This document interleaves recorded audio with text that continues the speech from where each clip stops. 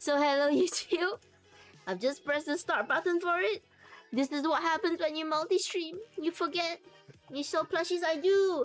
And you're gonna see them in a little bit. Alright, but we're gonna go on a quick break first so I can set it all up. Okay. Go get your water, go get hydrated. I'll see you guys in 5 minutes time. Bye-bye.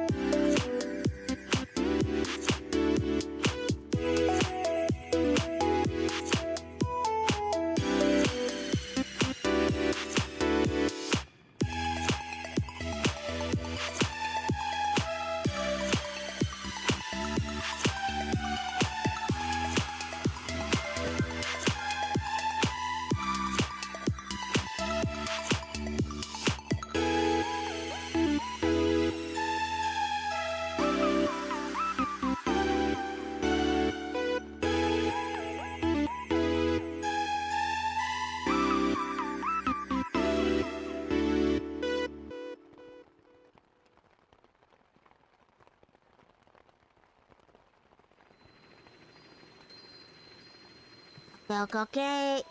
Let's go. Hello, you guys. Let me get the camera. Hello, gameplay. Thank you so much for following the bunker. Feel free to chat, feel free to learn. Just have a good time, okay?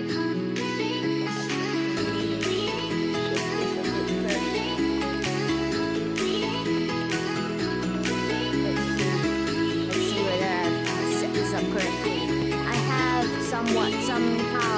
Hello. Okay, hello people. Today I'm not wearing my arm warmers because it's really hot out. So people have been talking about El Nino. I think El Nino is what is making everything really hot. I'm back. Hello.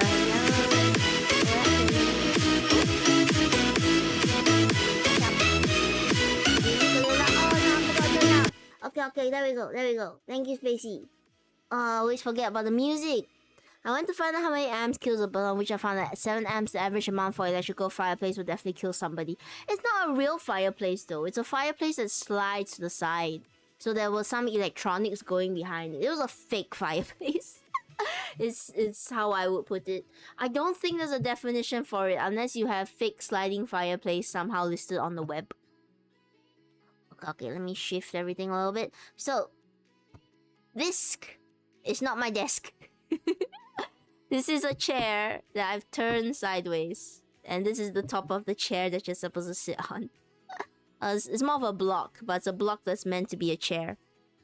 And I don't have a desk anymore because the desk that I used to be using was lent to me by a relative of mine, and they came and they said they wanted it back.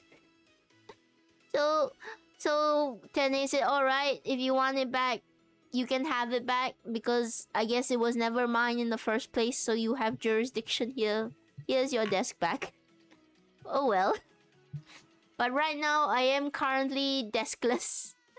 And if you want to support Tene in getting a desk, then please go and check out my throne. Shameless plugging over here.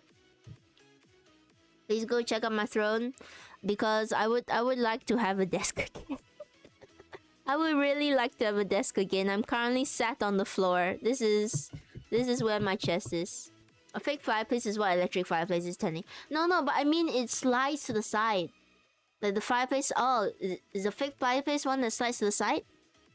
I don't know. Maybe I'm dumb. Maybe I don't get it. I'll believe you. Auto. Oh, there's an ad running. Let's run it quickly. Let's run an ad quickly, so that we can again talk to everyone again.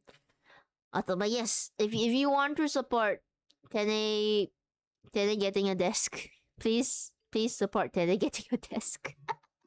I would really like more space than I have now. Here is the edge. The other side, there's about this much on the other side right now. If you can slide, it's most likely electric. Yeah. Okay. So. Let me reveal more of dear Lucien. Oh, is this the largest picture I have of here? Okay. I'll find a larger picture of her. But yes, for those of you who don't know, I make plushies. But I don't just make plushies. No. I do something really, really special, which is I make plushies of VTubers. I turn VTubers into plushies. Mostly VTubers that don't already have a plushie out there. And sometimes VTubers who do. So, we are making a plushie of Lucien Kuromiya, or KuromiyaLucien. Is a better way to say her name. And I'm going to probably concentrate on making her plushie this week so we can finish making her plushie this week. This has been an ongoing project. I know I'm teasing you guys by not showing you the plushie. I hear hit. What hit did you hear? Oh, the hit of the plushie? Is it that loud? Can you hear it when I pat her? I've been hugging her a lot. Whenever I have plushies that are getting to full size, I tend to hug them a lot because they're just very cuddly. Oh, but yes, this week we're gonna focus on KuromiyaLucien. And I'm going to try and finish her out by this week. What might happen is what I'm hoping to do is to maybe get the actual Lucien, Lulu, to come on stream and we'll just chat for maybe an hour while I finish off her plushies. As is tradition here, to always try and invite a VTuber to come on and, you know, we talk to them as we finish out their very last plushie. We're still talking about it. She's unfortunately a bit sick at this moment. She got food poisoning. She posted on it online, so this is public information. I also got a little bit of food poisoning, coincidentally at the same time. So I'm hoping that we can get her here on Friday. And we can just ask her like how she did her VTubing. How she got started and all of that. But no promises. It might not even be this Friday. If her schedules don't align, I might push it back to next week.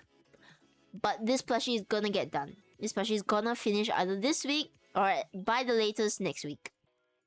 Okay, you guys want to see it? You guys want to see her? You guys want to see how Lulu looks like so far? I've been holding it off. I've been putting it off. My phone is dying. I need to eat. Good night. Good night, Spacey. Oh, she'll behave. Thank you, Spacey. I'm sure everyone will. You guys will behave, right? So Spacey doesn't need to worry. let me just get my... Where's my needle box? There's my needle box, dog. My box of needles. Ah, there it is.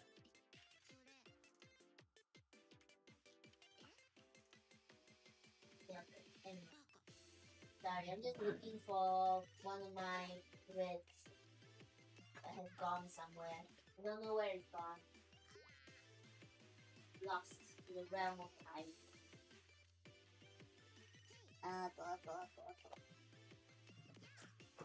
Where have you gone? Yeah, I don't know where one of my threads went. I'm sorry, I'm teasing you guys even further by not showing you. Showing you the plushie, aren't I? I'm just baiting you to wait out a little bit longer with me, so that the review will be even more satisfying when it happens. Okay, I found it. I found my thread. I found my thread. There we go. Hello, Lam.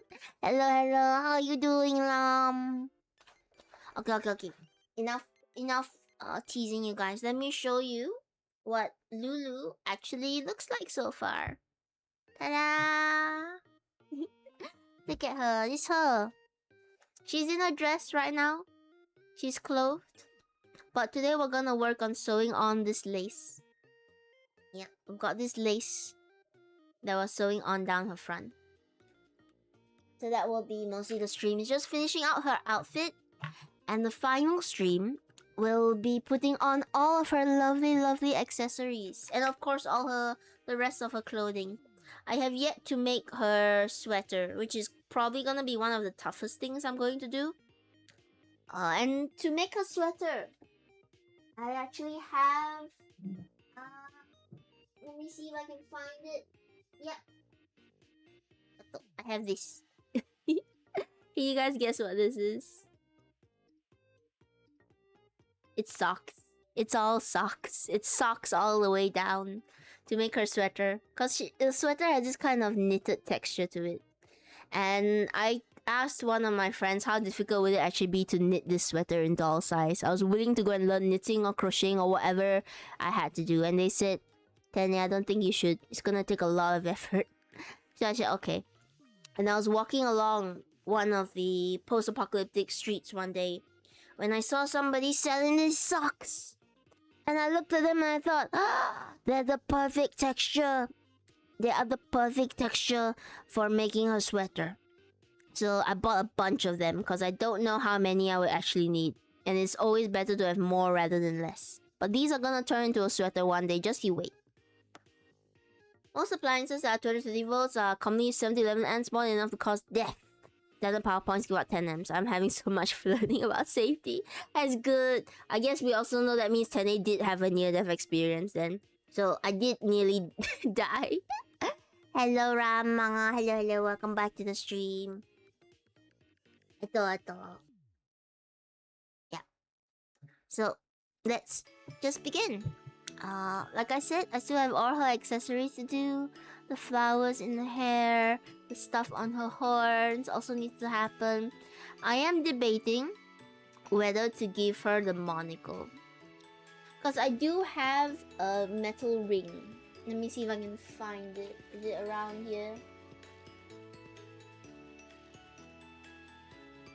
Okay, you said you're touching a power panel. Yeah, I was touching the on and off switch of the thing that nearly shocked me. I do have this metal ring here. And I am thinking, I don't think I want to sew it down though. I might have it just dangling freely, and if... I'm trying to think, is there another way I could somehow stick it here, but only temporarily? Maybe have a latch somewhere. I've been brainstorming, I've been trying to think how do I make it stick here, but not all the time. Because I like it being able to see her full face. And I like that you're able to cuddle her fully. With this metal ring, you can still cuddle her, but you're gonna feel that metal around you. So if you guys have any idea how you think I should approach this, if you think I should just permanently maybe sew this on here so it doesn't move, or if I should just leave it dangling freely, or if I should just get rid of it entirely, let me know. But I really like the little earring that she has that goes from her ear all the way to her little lens up here. if you can see it in the picture. And I would really like for that to still be around. So I'm not sure. I'm still debating it. What do you guys think? Should be here or should be yeeted away? She's so... Her eyes are so solid. just can hear the thumping of them. Because it just made of so much thread. So much thread around her. Okay. Let's not waste too much time. Make them smaller. I don't have a smaller ring though. And on her itself, it's really big. The thing you touch can have over 100 amps though, and it takes less than 7 amps to kill somebody. Oh yeah. That means it was really bad for Tene. Luckily Tene didn't touch it, and Tene is still here to talk with all you guys. Or else we would have problems. I'll probably not be around if I did touch it when it sparked. I mean, for all we know, it could have been less than 220 when it sparked, but I would rather not find out. I would rather not find out if I can help it. I thought it. Yeah, the ring on her face is also really big in the drawing, in her actual model. So this is actually, I think, a really good size. If it was smaller, it wouldn't be accurate. Just don't know what to do with it. We'll leave that aside for a moment. And we'll thread up some needles. Okay, my little needle box. Let's see if we can find a good needle. This one's not too bad. And we will get a sew-in. Just let me find my scissors. I've threaded it off screen so you can't see me struggle while threading it. Where are my scissors? Where for adult scissors have gone? Ah, there they are. Okay. I have them. I should have prepared them before stream, but I did not. Because I was just loosely sewing with them earlier. So, the tricky thing that I still need to figure out with this little plushie over here is whether to sew the clothes directly onto her. Because when I was talking to Lulu about it, about making this plushie, she was saying that it would be really cool if you could change the clothes of a plushie. And that has stuck in my mind because a part of me really wants to make it so you could change the clothes of the plushie. And oh, I need some needles.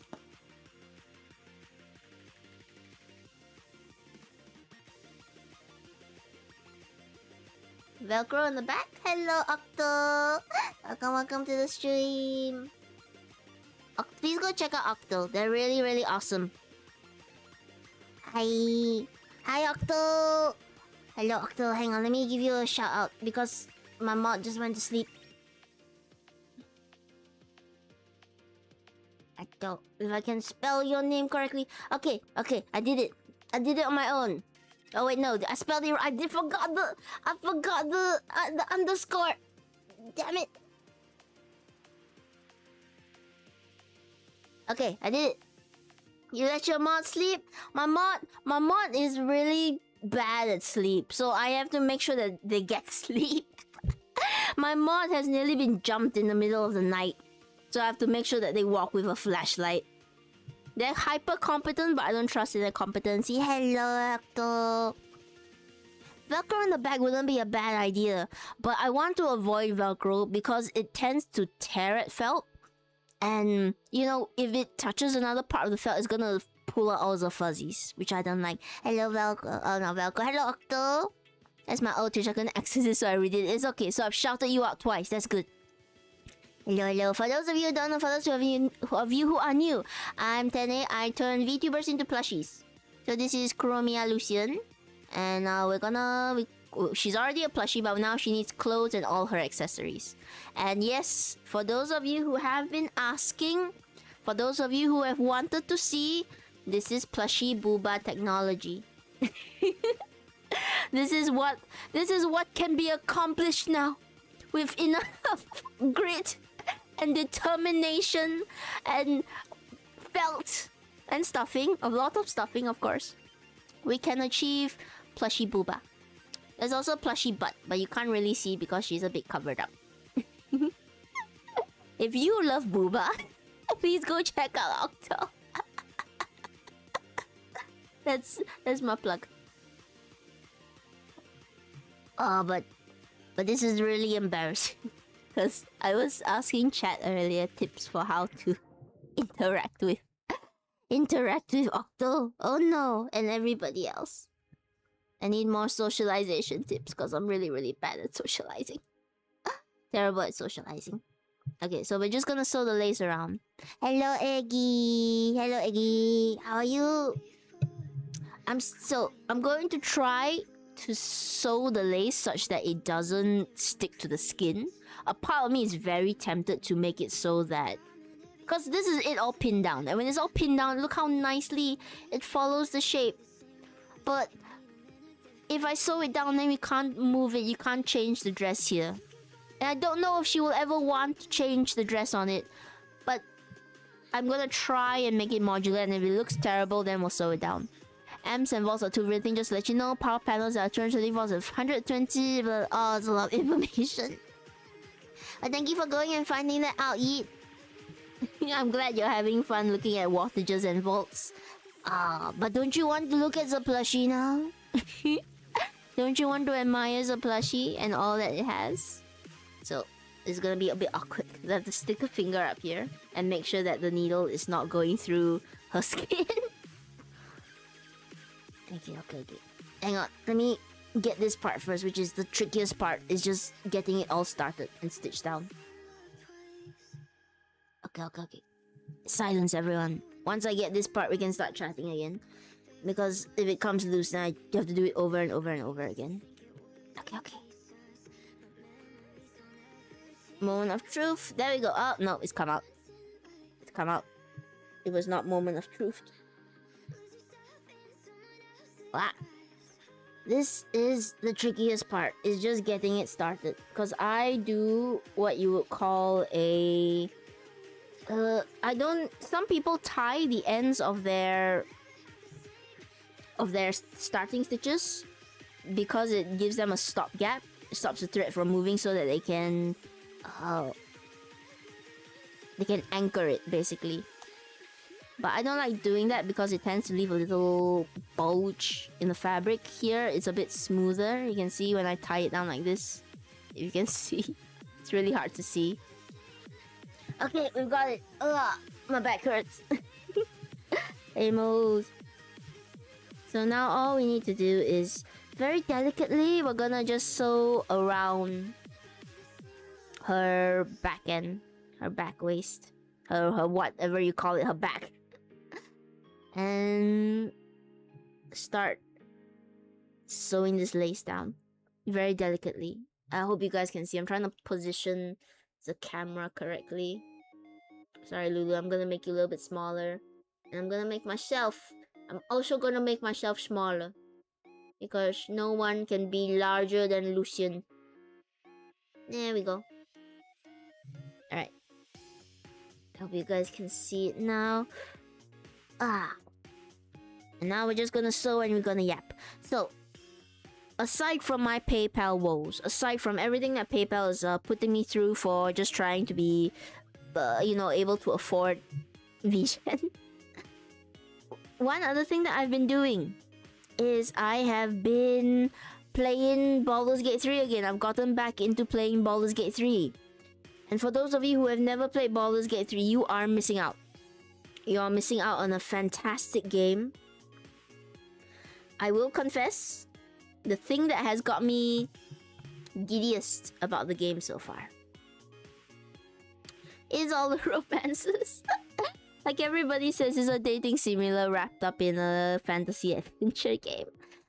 I don't typically like romances, outside of video games, because people are scary. People are terrifying.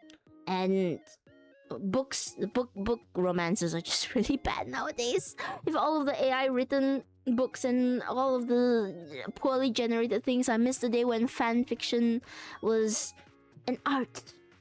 You know, they're still writing them. I'm sure there's still wonderful. There's still wonderful fanfics out there. Yeah, thank you so much for looking up the ampage and wattage. And you could give me an informational tank top. Thank you for looking that up. I think we're gonna switch from ampage and wattage now, because I'm not as informed as you are about electronics. So I could use your TED talk, but let's talk about Baldur's Gate 3. And of course, I really want to ask: have you guys played Baldur's Gate 3?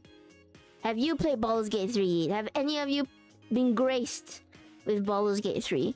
Because it is such a good game. It is an amazing, amazing fantasy roleplay game. I will say probably there's some people who won't like it. Those people are wrong. But everyone is different. Octo, I need to ask. Who's your companion? Who's your companion that you go for every time? Who is... I'm gonna guess just from what I know of Octo. Okay, now it's different. Okay. I was gonna say, Octo, you seem like a Karlach girl. But now I think about it, the only reason I say that is because you're really fun like Karlach. You remind me of Karlach. So if you remind me of Karlach, would you still go for Karlach? That's the thing. Because you are Karlach. You are like Karlach. I haven't played ages. I haven't finished Act 1. Oh no. I will... Okay, the following acts don't get as much... they're not as amazing as Act 1. Act 1, certainly, you can see, is where all of the highlight of the content came from. Where Larian really gave their foremost. My autism just straight autistic focus. I've not played Baldur's Gate 3. I understand, it's gonna be a really hard game if you have retention issues. Because there's just so many things to do. And hang on, she's being slippery. She's trying to run away from getting her dress sewn up. Okay. But is there... I want to play so bad. You should! I've restarted playing. I stopped for a while just because I don't even remember why. I get busy. It's a game that needs you to have a mind. It's a game that needs you to think when you're playing it, which is good. But also that means it takes a lot of effort for thoughts to happen and thoughts to go through. But it's such a good game. And also, the romances are really fun. Again, I don't like romance in real life because I'm scared of people. But when I'm a game character, I can't help it. Sometimes it's so cheesy, but I'll just blush. Just blush and playing these romance games. I don't think I'll ever play it on stream for you guys, because it's such a fun game that I would rather just zone out and be in my own world while playing it. And also, I don't think you could take me voicing all of the internal character dialogue. Because I get really into roleplay. I like thinking about, oh yes, this is my character's motivation. I'm gonna stick to it for this entire game, and I'm gonna talk in their voice, and I'm going to pretend to be them, and, you know, pick options that are not the best options, but align with what my character is. So I get really nerdy in those games. So I don't think you'll see me play it, just because I would be very quiet and just super concentrating or reading out their voices. Anyway, back on the Baldur's Gate 3 glazing trail. What I love about Baldur's Gate 3 is... do you have any bars that try to seduce the dragon? Not only... Oh wait, no, that's spoilers. I can't say anything. Because you guys haven't gotten past Act 1 or haven't even played the game. So I won't spoil stuff. But there is... Oh... No, I shouldn't say. I guess it's not wrong to say that maybe dragons are a thing. Maybe you come across dragons or see dragons. Do you interact with dragons? I don't know. I'm not gonna give away any spoilers now and spoil the wonderful experience you all could have by playing it right now. Go and support it right now. But I saw somebody say recently, one of the reasons why they think BG3 is such a good game. I'm sorry, she's being so slippery. I've got to pin I've got to pin her hair to her head so that I have space to work. She has a lot of hair up here that is interfering with what I'm trying to do. But yes, I was watching a video comparing Baldur's Gate 3 to Starfield. I'm not here to get into the debate of which is better, because we already know which is better. When you dungeon master in D&D, not the game. Surprisingly, no. Okay. This is a common misconception in D&D, which I don't blame people for. Hello, Mark. Welcome to the stream. A common misconception. And again, for those of you who don't know, I am a professional game master when I'm not VTubing. I do it professionally. I do have people that pay me to game master for them.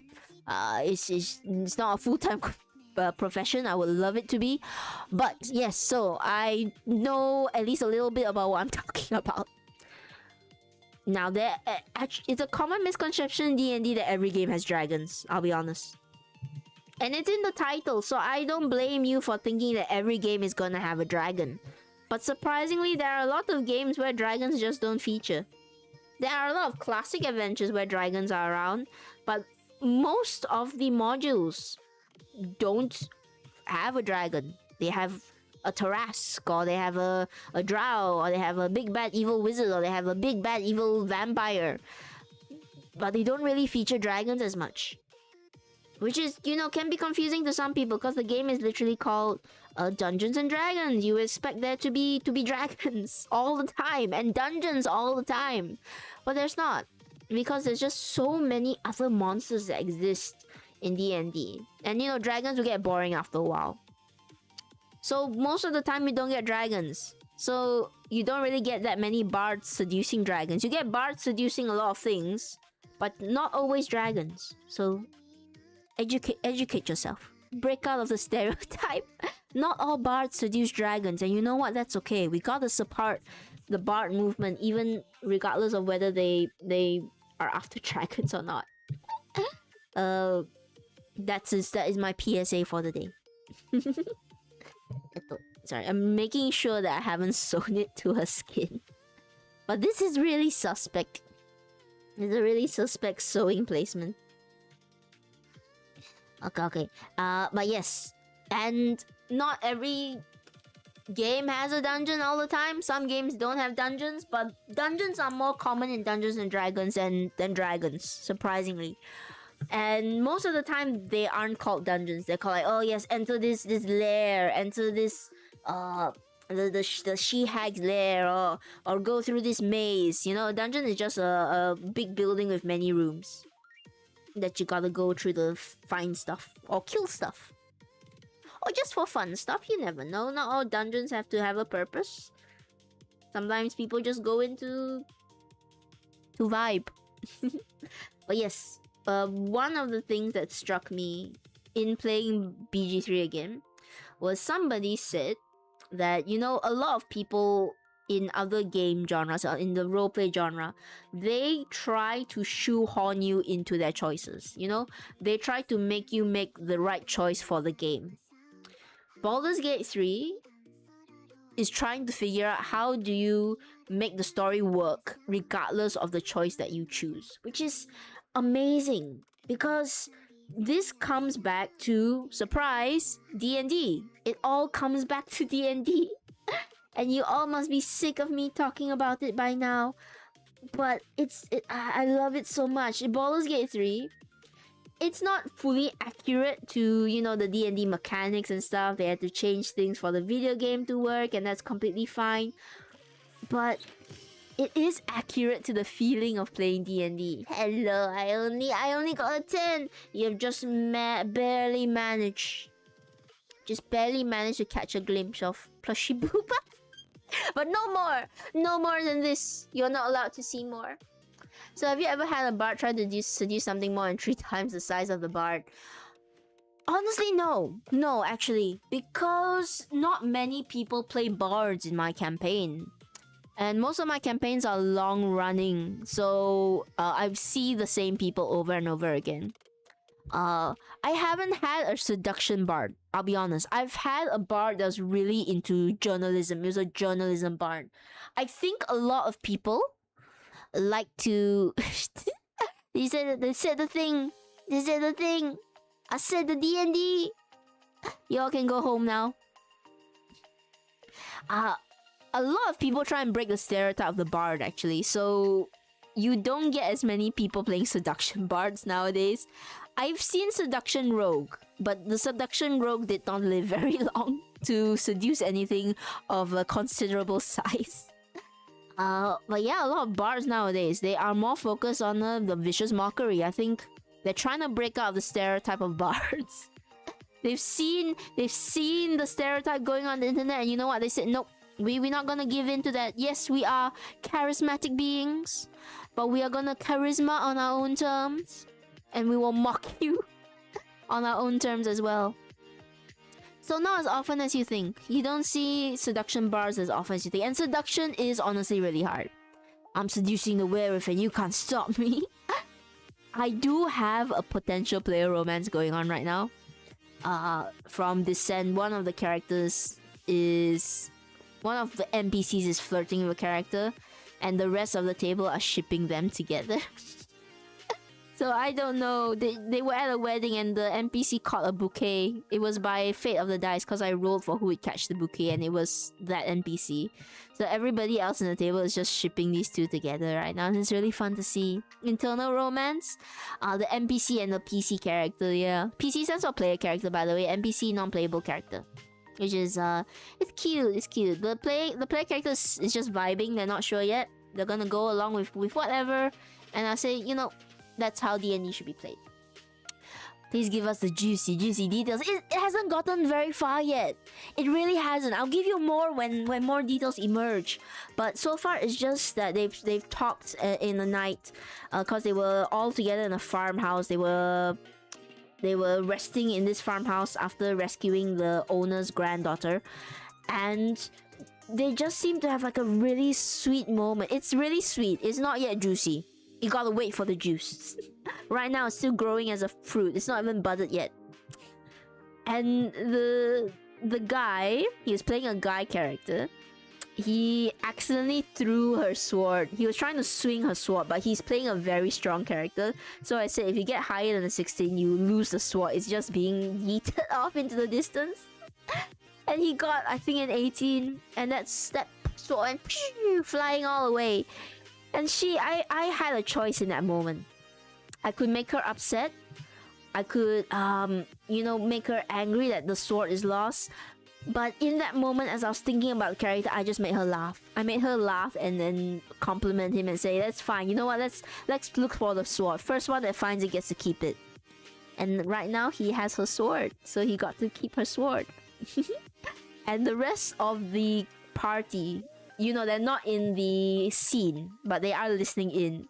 And immediately they're just going like, oh, is this it sounds like a romance. It feels like a romance. And the player character, the question is not sure. He's still feeling it out, which, you know, more than fine. But that's what I wanted to talk about. That feeling of exploration, that feeling of just taking your time and experiencing the world is something that Baldur's Gate 3 captures almost perfectly. Now, the game does have flaws here and there. I do wish there was more content in Act 2 and Act 3. Maybe one day Larian will decide to return to it and add more onto it. One can hope. But they're moving on to new things, you know. Hopefully they're moving on to new things and they're not taking AI with them as well. I feel like such a woman saying that. Then you have to play Baldur's Gate 3. Yeet. You have to. You gotta push through the ADHD a bit. Try and play it all the way to the end because there are... the romances are really good. I won't lie. I do really like the romances in Baldur's Gate 3. They are really sweet, and sometimes they are really like, oh my, this romance is spicy. Apple. I can't do romance anywhere else because people are scary, but I will gladly sim for characters in a video game. And some of them are incredibly sweet. So that's what I'm saying. Baldur's Gate 3 captures that feeling of being able to do anything. And it's why I fell in love with D&D in the first place, because it's a world where you could do anything and everything. Why wouldn't you want to be, you know, a part of that or playing in that? Hang on, let me concentrate on this for a second, because it's a little tricky bit trying to get the shoulder strap in to place. I gotta be careful, because too much yanking and this thing could break. Alright, I think I have it. Yeah. You're like most other gamers and nerds. I am. I'm glad to be part of the fold. I'm glad to be part of a collective. And a lot of people have come to D&D because of Baldur's Gate 3, because they're curious enough to see what it's like. And, you know, I always tell people, like, hey, if you're expecting straight up Baldur's Gate 3 mechanics, not gonna happen here. Of course, the video game, not everything is accurate. But that feeling of exploration, that feeling of talking to characters, getting to know them, helping them feel alive. I love it so much. I could gush about it forever and ever. And if you like gushing about D&D, that's why you're in this stream right now. Because I'm gonna mention it constantly. And I have been on a bit of a D&D high as of recent. I don't know if it's because I've started playing Baldur's Gate 3, or if it's just because my D&D sessions have been going really well so far. I feel confident. I feel there are moments where I do D&D. There are days where that are not so good. I feel like, oh, I wish I could have done better. I wish I could have given my player characters a better experience. But as of late, I feel like I've just been nailing it. I feel like I've been doing really well at giving my players what they want. And I want to ask, by the way, because I'm curious, how many of you guys actually play D&D in my chat? Or have you guys never heard of it? Or it's become popular as of recently? So I would assume most people know what it is. Or what is the reason? If you've not played D&D, what is holding you back? Or what puts you off it? I play D&D, yeah! Yeah, Umi. That's amazing. Welcome home. I love D&D so much. Haven't played it. You should. Yeah, play Baldur's Gate 3 first. Play Baldur's Gate 3. If you get that feeling of, you know, happiness from playing Baldur's Gate 3, if you get that feeling of, yeah, I really love how open the story is and how much choice I have, then try D&D. Because it gives you the same feeling. Not the same mechanics, of course. There is no save system in D&D. You cannot undo what you do unless you have a time alteration device. My group plays some weird stuff like, man, I just want to play 5e. Aww. Maybe talk to them. You know, be honest. Like, hey, I want to play this. You never know. Maybe somebody out there also just wants to play normal stuff. A lot of D&D is communication and teamwork and cooperating with one another. Her hair's come down. Sorry, Lulu. I need to pin your hair up so that I can see what I'm trying to do over here. I need to remember all the needles that are around in her afterwards. Yeah, communicate with your group. Let them know, like, maybe you want to play something normal for once. And if they say we're not into that, then it's more than fine to find another group. You know, it's like finding the people who play the same sport as you. Wow. Trying to make sure that this is secured in. I might do another stitch here so that it's secure. Check the other side. Other side seems fine. Yeah, it's a bit loose. That's alright. Are you familiar with Work of Darkness or the Star Wars version they have for D&D? They don't want to play 5e. I see. Have you considered asking them to play Strixhaven or Space Jammers if they're looking for more spacey things? If it's the theming, you can find modules that are suited to their theming. You can even play like Strahd or Realm of the Blood Queen is really, really good. If it's the mechanics, then it's a bit more difficult because, you know, everyone has a preference of mechanics. So then by then you might really have to find a different TTRPG group that is open to playing the D&D mechanics. But if it's setting, then it's easy. You can find tons of modules up there that have you know, different settings, different plots. I'm surprised they haven't tried to turn BG3 into a campaign. They do have the spin-offs with Astarion's Adventures, but I'm surprised they didn't just take the video game and make it all into a singular campaign. I'm sure somebody out there will do that. You should. It's fun. It is so super fun. But yes, like I said, I think Baldur's Gate 3 is a good stress test for if you would enjoy D&D. Because if you can enjoy Baldur's Gate 3, I guarantee there is at least something of D&D that you could also be really into. And I'm still in Act 1. I've tried Honor Mode. I've just died in Honor Mode. I'm considering whether I should start over again or replay the save. For those of you who don't know Honor Mode, you got one shot. You got one shot. If you die, that's it. That's the end of the run. Of course, they're really, really nice. They say if you die, we can start you over again, but it's not Honor Mode. It's just a custom run with Honor Mode rules, but you're not going to get any achievements out of this one. And I really would like the Honor Mode achievement. So, who knows? I might restart all over again. My goal right now is to play through it every time and romance different companions. Every time. Because I want to see everything. I want to see everything and I want to make new characters and experience them. And, you know, it's a game I want to play forever. They might be remaking Baldur's Gate 1 and 2. There are rumors. Baldur's Gate 2 is confirmed. Baldur's Gate 1 is rumored. I really wonder how they're gonna do it. If they're remaking it to follow what Baldur's Gate 3 is, I will play it. Hello, Space. Not Spacey. I'm so sorry. Hello, Freaky. Hello, Freaky. I wake, I look, I sleep. Go and sleep, Freaky. I'm sorry. Go and sleep, Freaky. Take care of yourself. Do you like Baldur's Gate? I know you do because you've played it recently, Freaky. Do you know that I'm remaking Baldur's Gate 2? And maybe 1? If they're remaking it to the level of 3, I will consider playing it. If it's just a remake, but they're not changing anything too much, like they're keeping roughly the same you know, same angle of camera and everything, because Baldur's Gate 3 is really, really different from 1 and 2. I hear the story is still good though, so if they're trying to bring it up to the level, I'll see what the reviews say, but I'll be interested into playing it. I also want to play Persona, but I'm gonna wait for 4, this new 4 to come out, so that I can get everything as a bundle. Oh, is this attached? No, this is not attached. Okay. Hang on. Let me double back. I don't know if you guys can still see. Let me sew backwards.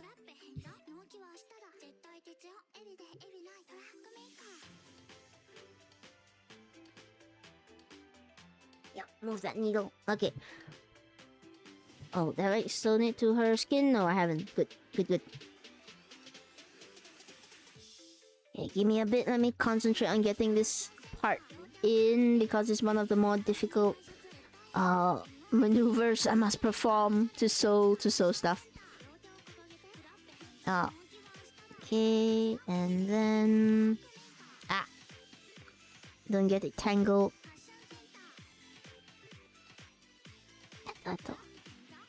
Also, when I was watching that video talking about how Starfield and Baldur's Gate 3 are so very different, but how Starfield can learn from Baldur's Gate 3 on how to do RPGs.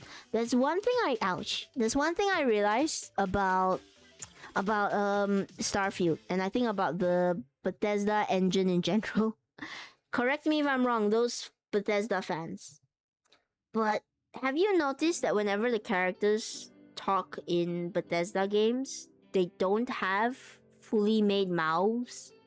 I don't know if it's true for every game, but for Starfield, when they talk, you can see the teeth, but it's just blackness at the back of their mouth. You can't see a tongue or like the throat or anything. And that, after noticing that, I can't unnotice it, and it kind of bothers me. It kind of bothers me that this exists. Cause now it's uncanny. In BG3, you can see they're fully modeled. I think you can see their mouths and everything when they open up and they speak. But in Starfield, they don't have fully textured mouths, so it's just inky balls of darkness at the back of their throats. And it's just a little bit eerie, just a little bit strange, uncanny valley. Eto. Let me finish this off first. Okay, I'm gonna finish this off. Then I'm gonna turn her around and see whether or not the dress holds on its own. Because if it does, then that's great. It can be removable and I don't really need to touch it up. If it looks off, then I probably will need to sew it to her skin. Okay. Okay, let's see. Moment of truth reveal. Hang on, let me make sure the straps are on first. Yeah, they are attached. They are attached. Okay. Okay, how does she look? Does it look strange? If it's not sewn on? What do you guys think? Stare at the booba. Tell me... If he knocked over my bottle. Stare at the booba. Tell me what you guys think. Do you think that the dress is shaped properly? Do you think that it's alright around her? Because you should be able to take it off if you so desired. You guys think it's fine? It's all the weird things you have to see as a plushie maker.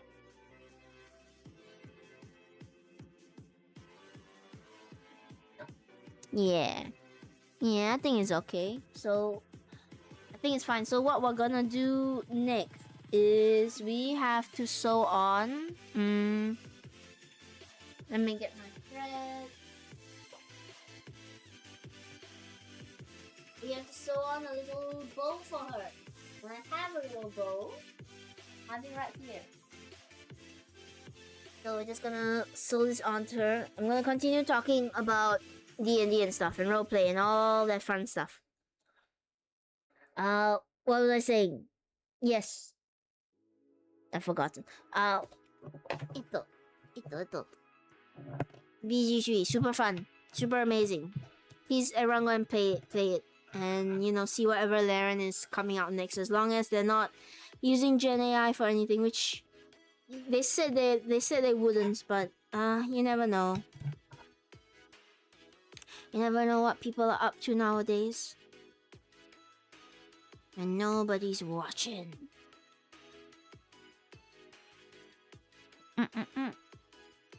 Speaking of, by the way, of the whole D&D stuff, I wanted to tell you guys what's been going on in my 2 D&D groups and the new things that we have managed to see and accomplish and all of that. So, running the horror group recently, we had a really, really fun time because I really cranked up the horror atmosphere. They were entering this abandoned ship. This ship graveyard. And I just took that opportunity to throw in a whole booty load of scary stuff happening. Moving paintings, creaking ship, mermaids in the water trying to snatch you down when you least expect it. Hang on, actually, let me go in from the top.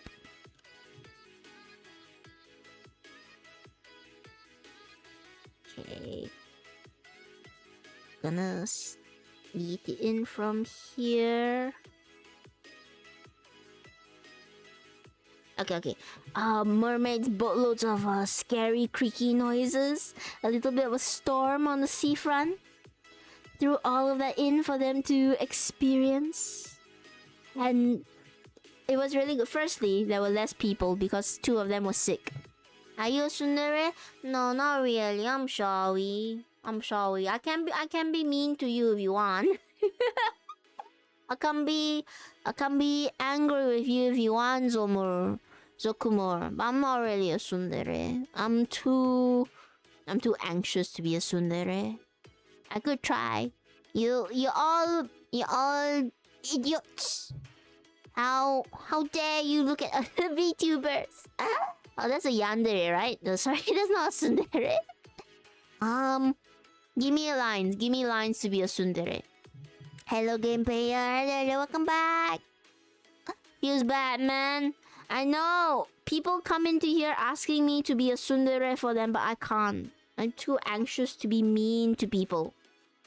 I don't want you to feel mean too. I want you to feel happy coming in here. Unless you are one of my D&D players. In which case, I'm so sorry for all the things that I've put you through. I'm so sorry that you feel all the things that I make you feel in D&D. I'm glad you're having a good time. And that you're not emotionally scarred as far as I know. Yeah, my players Haunted Shipyard. It was so good. 2 of them called out sick, so there were less people, which is actually really good for atmosphere. Less people, less trustworthy things to rely on. And they were just scared throughout. Thank you for the hydrate goodie. They were just freaked out the entire time. And then give her a pat. I will drink some water.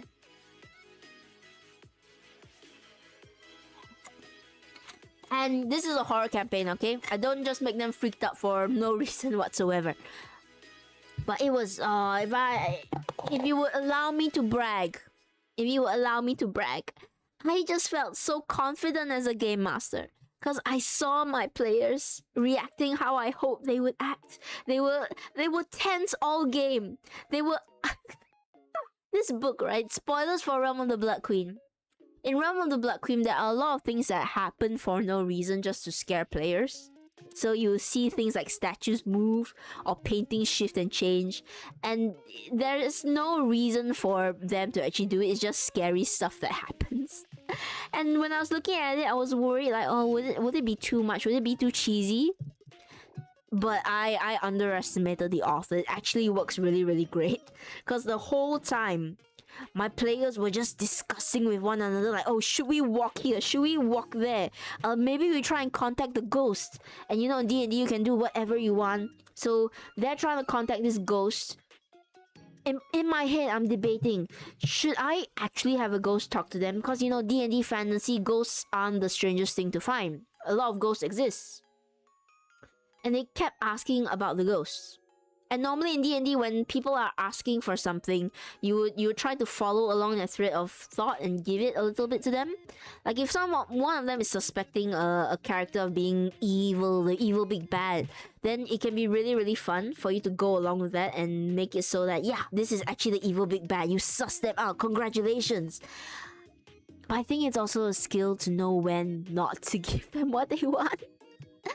And for this, I just kept quiet. I just said, all you hear is silence. No matter how many times you try to contact somebody, it's just silence. And I think as well, I made a little mistake because I gave them like 10,000 gold by accident in goblets because I didn't expect them to actually loot stuff. So I gotta find a way to get that out of their inventory before the economy is very heavily ruined. I might just have it crumble to dust when they emerge onto the island, maybe. Like it's not meant to leave the spear of where they are. A little bit of disappointment for them. But yeah, I just kept the horror atmosphere throughout. And it got to the point where they were so actually scared for their characters that they were debating like, oh, should we just run down this corridor? Can we turn back? Is there any other way? Or is this the only path forward? What can we do? I can't tell you how good it feels to watch them walk across like the debris of this ocean. And they're terrified of falling into the water. Because they know that in the water are bloodthirsty mermaids waiting to drag them under. And they're weak. They were in a fight. So they don't have any spell slots left. They have low health. They still have some health potions, but they're steadily using them up. And I was a little bit naughty. Because when at some point I wanted to see how jumpy they were, so I just played a really, really loud thunderclap. Because It was storming where they were. So I just wanted to see if they would jump at that. And when I did, I think one of them did scream a little bit. So I feel bad for that, but also I feel so good. You never know what it feels like to hold the power of a GM until you are in that seat and you see players reacting to stuff that you do. Ah, it's amazing. And I'm so happy that I give them a good scare. Of course, always checking your players, make sure they're alright. And they said they had a good time. They had a good time. It's what they came there for, to be scared. So I'm happy with that. I think I can give myself a pat on the back for that performance. What makes you guys scared? If you played D&D, what is the scariest moment you have? Doesn't need to be a horror game. Could just be like one time you're very low on health and you're about to face a big bad. Speaking of which, they're about to face a big bad before the session ended. So, good luck to my players. I hope they survive. Next week, we should have all the players coming in unless somebody calls in sick again. And as such, it's gonna be a fun time. I might even kill someone if they cannot handle this big bad. And it is quite a decently sized big bad.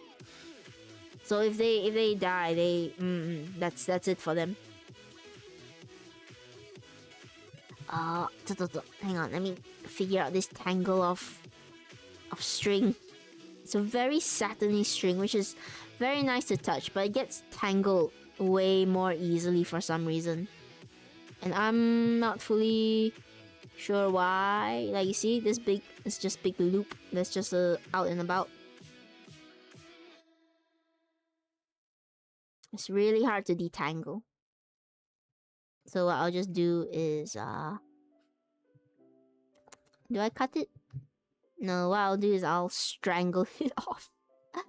I'll make it such that it doesn't matter if it's cut. I was playing a game named The Dark Occult, and at one time there's a jump scare where a demon jumps at you from the dark.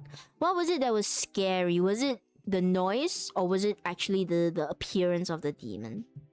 If you could psychoanalyze yourself for a moment. I love horror games and movie watching them, but the moment was the most scared in a moment.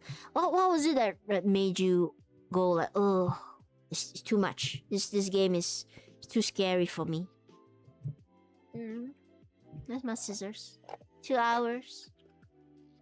We've been going on for 2 hours. That's good.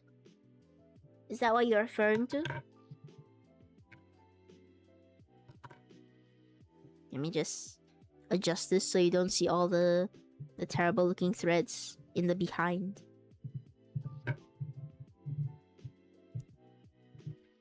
Yeah, how's that look? I did not stop playing, but I screamed and I needed to take a moment. I hope you feel okay now, Mark. It's a scary memory. That's good though. You can't really do jump scares in D&D unless you do it with sound, or you physically go and jump someone. And my players have been afraid of me jumping them ever since I traumatized one of my players by screaming at them. In character, of course, with consent, of course, not just randomly screaming at them for no good reason. There were story reasons. And I can't wait to traumatize them further next week. So I'm looking forward to that. But yeah, tell me a time when you've been really scared in your life. But you know, fun scared. Or that you have experienced in a game or a movie or a moment that just stayed with you. I would love to take your notes from it. And, you know, figure out how to give my players more of a bit of a fright. Okay. So we've come this far, but we're not at the end just yet. Okay, let me see if I can find a full picture of Lucien Kuromiya in her summer outfit.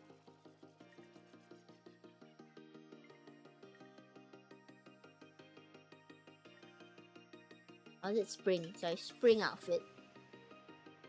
Sprung outfit. We should have a bingo card one day, right? See how long until Tenny starts mentioning D&D or her player or their players. Or, I don't know, going crazy. See how long until Teddy sticks themselves with a needle. That's a good one. Eto. Where can I find KuromiyaLucien's spring outfit? Because I want to show you guys the full thing.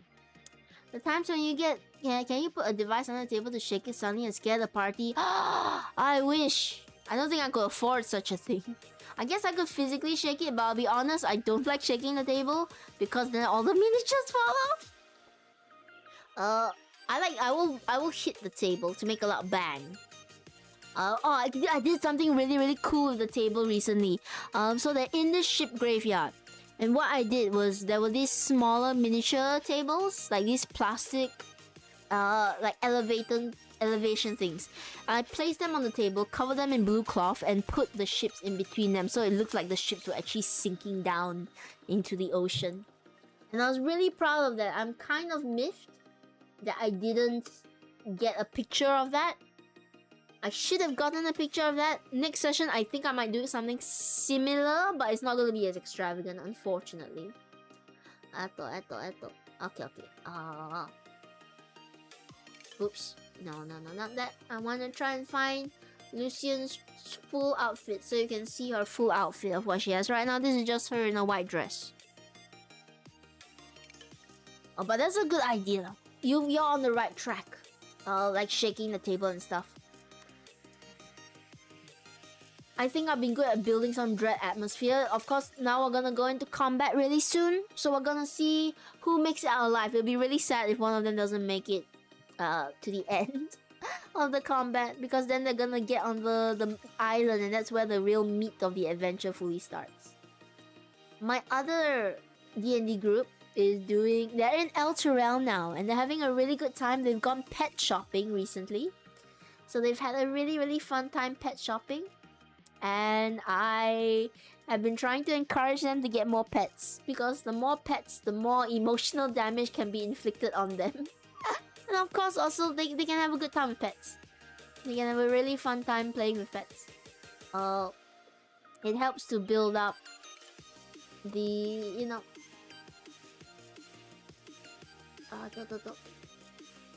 Okay, I think I found the full part of her design.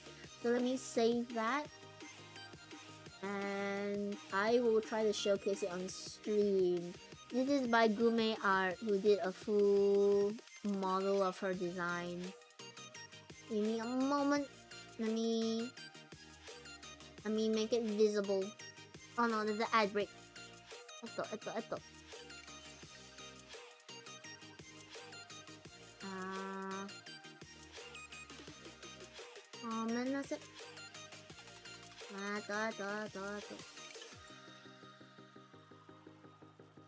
Okay.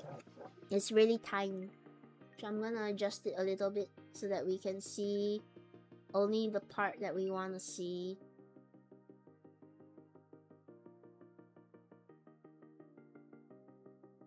Alright, this is her. This is her in all her glory. This is KuromiyaLucien. Hang on. So you can see her whole outfit here. This is her with the short hair, of course.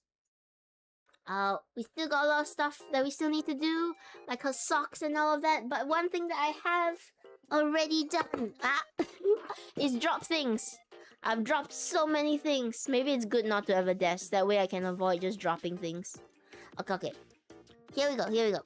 I have made her skirt. Look, I made her skirt. And we're just gonna... Her skirt actually goes under the apron. So we're gonna put her skirt on now.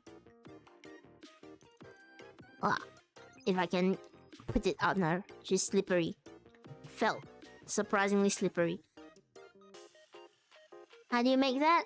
It was very simple. So this is just 2 pieces of skirt. I didn't measure it fully properly, so you can see it's a little bit sticking out. I made peace with that. I just cut 2 different triangles here, and I put in these grommets. I didn't have my grommet tool because it's packed away, so I had to cut the back open manually and hammer it down with a scissor. which I don't advise. It's not good for the scissors, and the grommets are a bit wonky, but it doesn't matter so much because they are in place. And it's trying to squeeze Lucien into this. It is meant to be a bit tighter so that it hugs the body and doesn't fall off. So I did make it a little bit smaller than what her waist actually is on the doll. It is a little bit sparkly as well. I'm not sure why. I'm not sure what's making it sparkle. Come on, Lulu. Wear your skirt. There we go. Skirt worn. Violence. And this is just actual ribbon. It's just actual ribbon that's been tied up at the ends. I might bring it up a little bit higher because I need to do her socks later on. And I do want to try and get the height a bit accurate. So just some adjusting, push up the dress a little bit on the inside.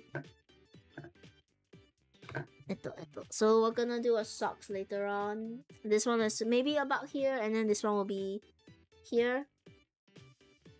There's a little bit of a height difference. Her socks I've not done yet. I can't surprise you with her socks, unfortunately. What I can surprise you with is actually... Where did it go? I have also finished up a little apron. But I need to sew on, if you can see. You sure there's no need to sew it so it don't fall? I think it looks alright. I think her skirt actually looks okay.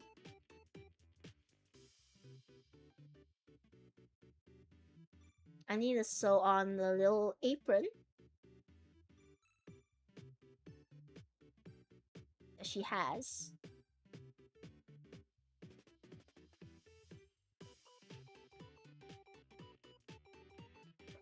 Yeah, the skirt's not falling anywhere. It's pretty secure. But also, she's gonna have the apron that goes around her waist as well. Worst case, I can also tuck this in a little bit, give it a little bit more grip.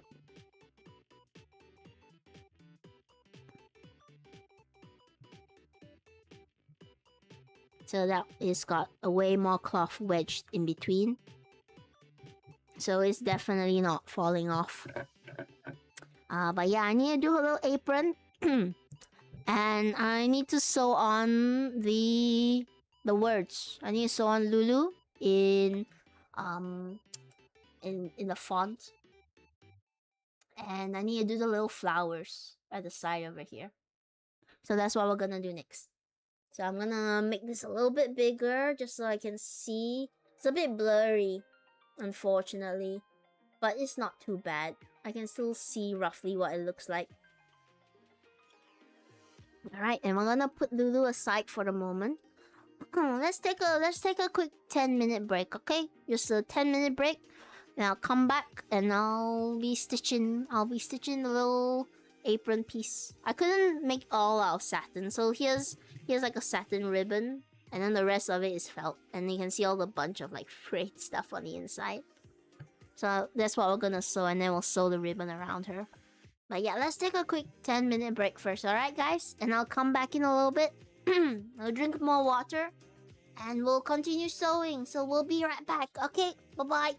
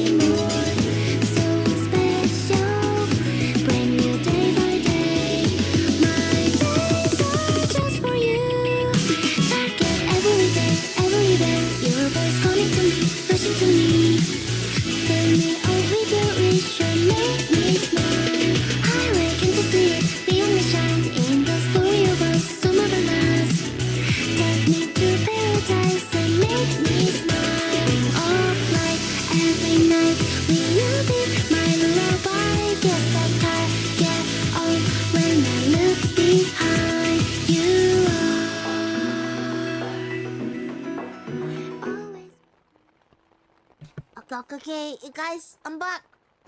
I'm sorry. Hello, I'm back. This time, I'm just hello Octo. I don't know if you saw Octo, but here's the rest of Lucien. Tada! Got her skirt on. While now doing her apron. I think this side's better. This side's a little bit whiter. I thought about finding satin fabric for her, but I only have ribbons. So we're just gonna use this one, and because I'm a sucker for details, we are going to sew on a little Lulu and the flowers at the side here.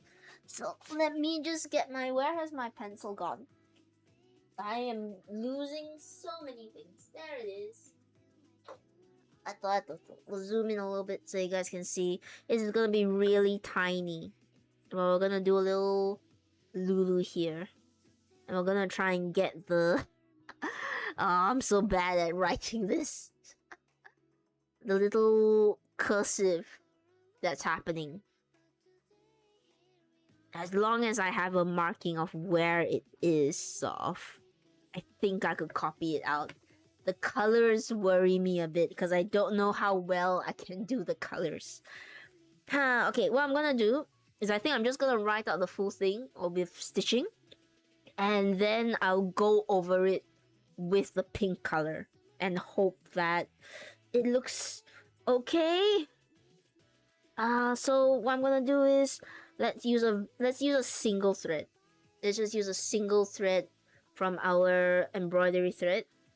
And we're just gonna write with that. And hope that it turns out okay.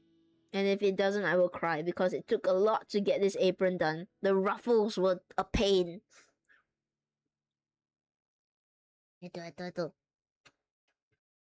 Octo, I beg of you, please play through the rest of BG3. If you need somebody to help you focus, I am willing to... I'm always open to play BG3, people. And I promise, I play it on my Steam Deck, so less connectivity issues happening. Okay. Don't worry too much about the pencil markings. They do wash away. Right now, we just need to get... we need to get it hooked. Oh, hang on. It's not thick enough because it's only one thread now. Let's try looping it around a little bit more. Okay, this should be thick enough now. And we should be able to get our little Lulu threaded on. I might go over it with white to get an outline so it looks like a sticker, because on her apron itself, it looks like it's stickered onwards. But that's incredibly difficult just because it's so tiny. This is so small. You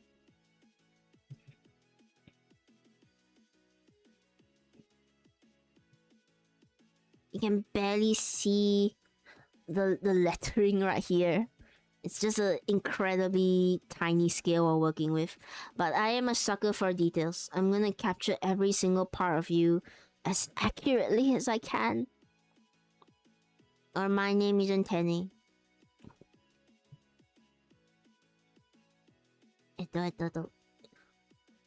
By the way, aside from horror, aside from all the little horror things that I'm doing to my poor players, I do have players that are in El Terrell now. For those of you who have played Baldur's Gate 3, this is not a spoiler because it's a common knowledge. But Baldur's Gate 3 does feature people who have been evicted from the city of El Terrell or lost from El Terrell because El Terrell has fallen. Hello, Cookie. Hello. Right now we are doing some cursive lettering and hoping that it looks decent. It's really tiny. I could zoom in further, but let's see. See if I zoom in further.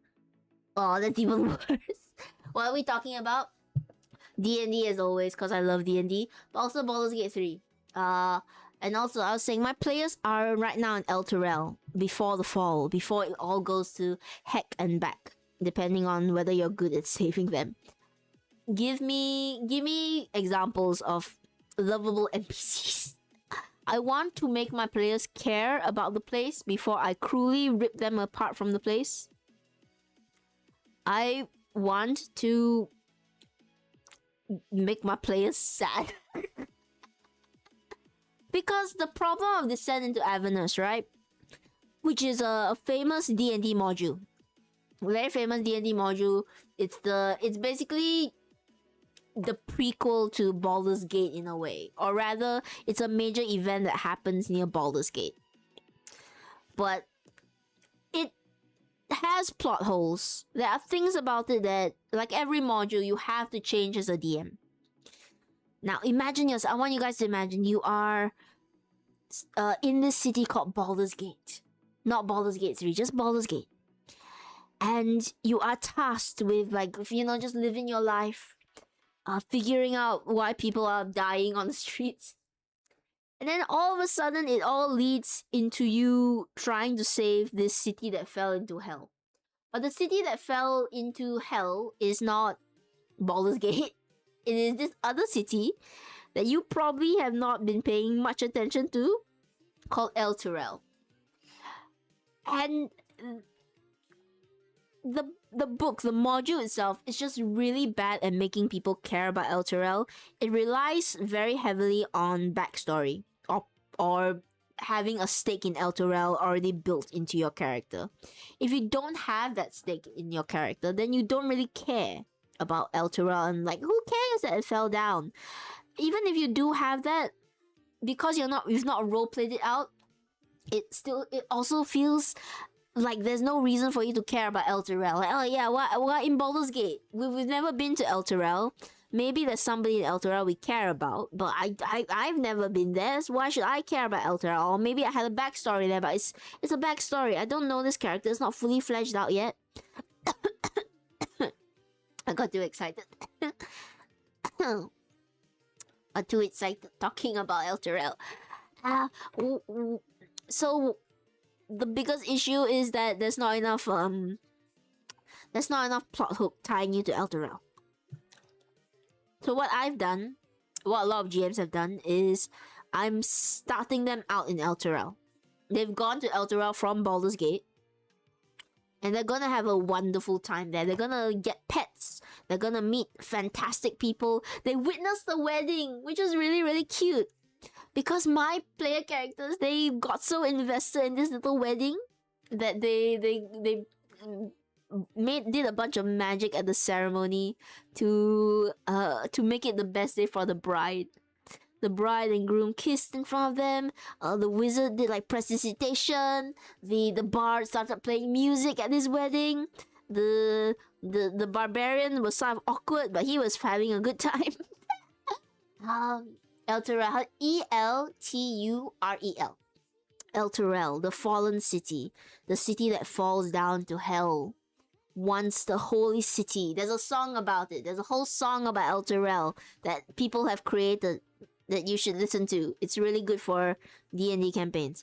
But yeah, there's not enough care put into Elturel, you know? There's not enough people, there's not enough plot in the book that makes you really care about Elturel. So I've basically done a whole new adventure section of it, where the players are gonna start out in Elturel. They're gonna have a bleeding good time. The best time. They're gonna find pets. They're gonna have their parents there. One of their parents. One of them is... well, all of them have something that's going on there, but they don't realize it yet. One of them's their long-lost brother is actually in Elturel, but they don't know. They've heard that he's around, but they haven't really figured him out. I'm gonna... oh, I just had a good idea. I'm gonna add even more to that story, so that they have a reason to, you know, care about what's in Elturel. Is 3 threads too thick? Or is it just right? I think it's just right. We want the players to care about Elturel entirely. Yes, you got it right, Cookie! Inspiration for you, Cookie! You summed up my thoughts perfectly. So, they've gone to Elturel. They're Flaming Fists from Baldur's Gate, which are the mercenary group. They're basically the police. Elturel is having a celebration. So they're all gonna hit there. They're gonna celebrate. They're gonna meet a ton of good characters. They're going to explore the city a bit, get some pets. They've gone to the pet shop and they love the pet shop. They spend a whole session there just in the pet shop looking at you know, pets and figuring out whether it's worth buying. I think they should buy. I'm hoping to tempt them into buying, because once they leave, that's it. They can't go back already. And what's happened is they're gonna go to the blacksmith next, so I'm gonna let them go to the blacksmith, you know, get all their armor and everything if they can afford it. And then, what's going to happen? Here's my plan, chat. If you're one of my players, go away. This is not for you. This is spoilers for what I'm going to do to you. My plan is that they are going to spend a bit of time. There's gonna be a young child that calls and say like, hey, there seems to be a bit of a disturbance in the city. I'm kind of scared. Can you please help me explore it? And because, you know, everybody else, the high guard of Elturel is busy. They're busy. They're not gonna have time to look at this. It's gonna suggest a young child too. They already have met a young child called Gracie that they really like. But yes, they're gonna meet more kids. They're gonna meet more kids, so it's gonna really punch them in the gut when stuff goes wrong. But what was I saying? Yes, they are gonna encounter this kid who asks them to explore something. They say they're gonna see a monster somewhere in the sewer system. So, because the rest of the mercenaries are busy preparing for the festival, they're not gonna have time to explore it. So who better than these group of characters who, you know, not very important. You guys go and explore the sewers, okay? You go make sure like kill a giant rat or something. Instead, what they're going to find are methods. And if you know methods, you know they are annoying. They are just the most annoying things to fight, because when they die, they burst into this AoE attack that makes everyone sad. But that's not all. That's not all, Cookie. You think that's mean? No, we're gonna get meaner. Maybe I am a tsundere. What's gonna happen is I got this idea from one of my colleagues at D&D, and he said that, oh, when his group was in Elturel, because he also did the Elturel Gambit, what he did was he made them enter this location, and there was this red button. There was this red button with the word B on it. He said it meant to stand for basement. And when they pressed this red button, the entire city fell down into hell. And what he said is that, oh, the button is just a coincidence. It's just a coincidence that it fell down to hell when they pushed the button. But the players all think that they had something to do with it. The players all think they had something to do with the city falling because they pushed the button. So I'm gonna steal that idea a little bit, but I'm gonna take a bit of creative liberties. I'm gonna make mine levers. So they're gonna find 3 levers, however you call it. And what I'm going to do is that whenever one of them pulls a lever, I'm pronouncing it in many different ways, that's when the city falls. That's when the whole city falls down into the depths of Avernus, sorry. And they are gonna get teleported out by a Hollyphant called Lulu, which they absolutely love. They're gonna get teleported out by her. She's gonna try and teleport in to save more people. But it's gonna be so juicy. It's gonna be so utterly juicy. Because, you know, some of them are going to lose their parents. One of them is gonna lose their parents, who's in Elturel with them. Another one is going to catch a glimpse of his brother. They're all gonna be in Elturel before it falls, so I'm gonna have them run back up the staircase, because where else are they gonna go? If they stay down there, fine, I'll have Lulu teleport them out there, but I'm hoping that they run back out into the street so that they can see the chaos, they can see the ground opening up, they can see, of course, one of them, their parents is around, they can see their boss being sucked down into the earth. And they can see all these terrible things happening to them, to the people around them, to the people they have grown attached to. I'm gonna throw in a bit more, you know, like, oh, you're gonna see the pet shop. The pet shop is hunkering down. The pet shop you visited with all the cute, lovely pets inside. Oh no, what's gonna happen to them? This is looking less and less like Lulu and more like a mess. But let's power on. Let's power on. You never know. It might turn out to look better than it actually looks right now. I'm gonna try. Maybe 3 string is too much. Maybe I'll use 2.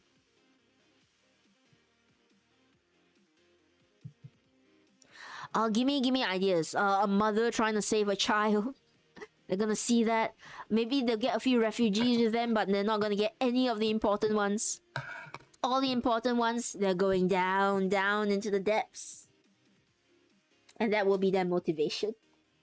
That will be just the entire thing. That first 3 sessions is gonna be the entire motivation for trying to save Elturel, for caring enough about it.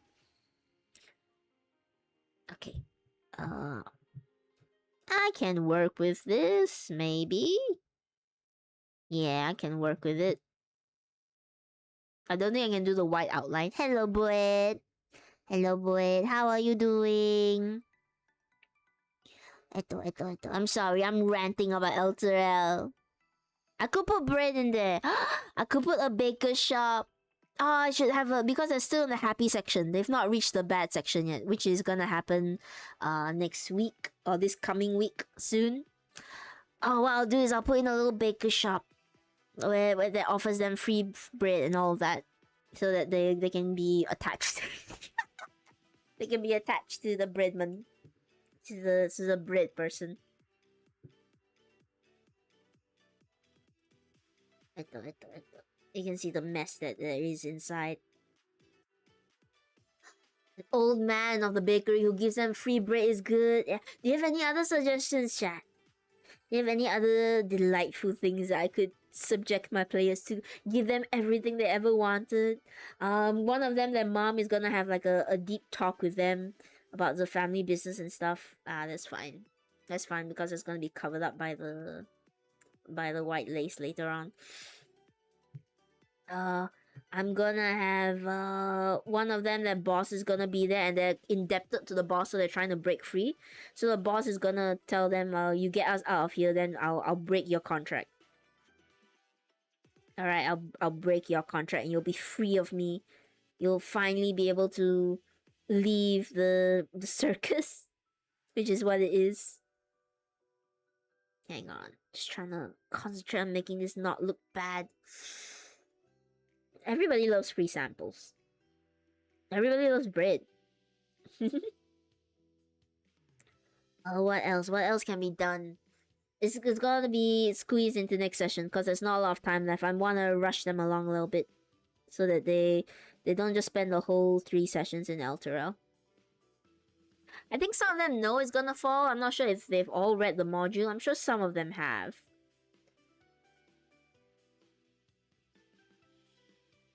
Eto.